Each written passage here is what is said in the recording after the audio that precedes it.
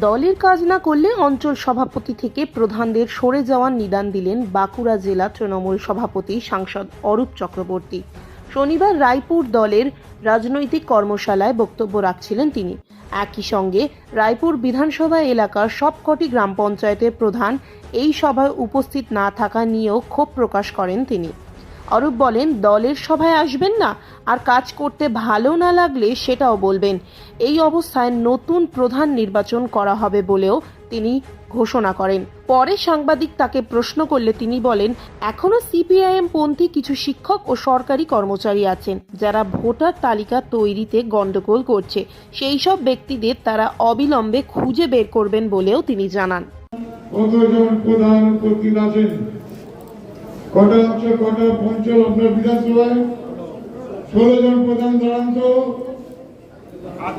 16 জন দাঁড়ান। শুনুন, আমরা কিন্তু কৈফিয়ত চাইব যদি কেউ না থাকে। ভালো না লাগলে পদত্যাগ করতে বলুন, নতুন প্রধান তৈরি করে দেবো। প্রধান থাকবো, কাজ করবো না, পার্টির মিটিং আসবো না, সেরকম প্রধান দরকার নেই। পদত্যাগ করতে বলে দিন যদি কাজ করতে ভালো লাগে। বসুন। অনেক শিক্ষক আছে যারা সিপিএম এ চাই, অনেক সরকারি কর্মচারী আছে যারা কোঅর্ডিনেশন করে, এগুলো পুষে রেখেছে সিপিএম। সেগুলোই তো তাদেরকে দিয়ে তো করাচ্ছে। তাদের গোড়াগুলো ধরে দেবো আমরা। আমার বুথে বুথে লোক রেডি আছে, ধরে নেবো আমরা, দেবো না, চুরি করতে দেবো না। ভোটার লিস্টে অরিজিনাল নাম থাকতে হবে। এটা দিল্লি নয় যে ভোটার লিস্টের নাম বাদ দিয়ে চুরি করে জিতে যাবো, এখানে পারবে না। এখানে সব মাস্টার লোক আছে গ্রামে গ্রামে, অঞ্চল অঞ্চল, সেটা রুখে দেবে, কোনো অসুবিধা নেই।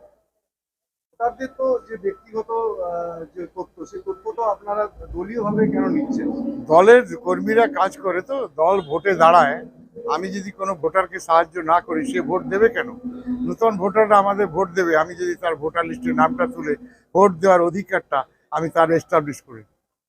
আর এটা সব রাজনৈতিক দলেরই দায়িত্ব, ভোটার লিস্টগুলো দেখে নেওয়া, যাতে ভোটারের নাম বাদ না যায়। এরা যেটা কারচুপি করে করতে চাইছে যে ভোটারের নামগুলো ভুল করে দাও, তাহলে ভোটটা ওরা দিতে পারবে না, আমরা জিতে যাব, সেটা পারবে না। এটা আমরা বন্ধ করি। পঞ্চায়েত প্রধানদের উদ্দেশ্যে বললেন যে তারা পঞ্চায়েত প্রধানদেরকেও কিন্তু ভোটার লিস্টের কাজ করতে হবে। তারা জোড়াফুলে জিতবে আর পঞ্চায়েতে বসে থাকবে আর দলের কাজ করবে না, সেটা চলবে না।